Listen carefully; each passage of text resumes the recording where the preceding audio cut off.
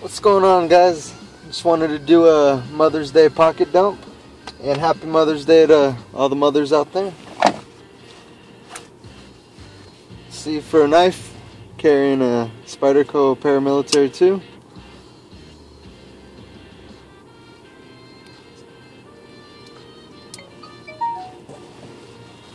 And for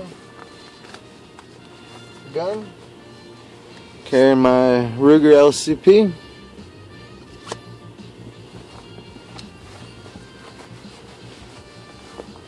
Got an extra magazine in there. For lights, got a 4.7's QPL 2 or QP2LX, I guess. Basically the Quark Pro.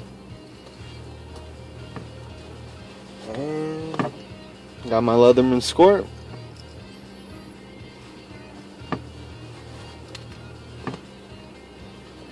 Got some chapstick. Got my wallet, of course.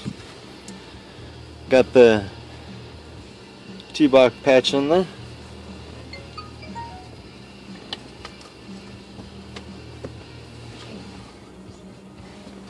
And that's about it.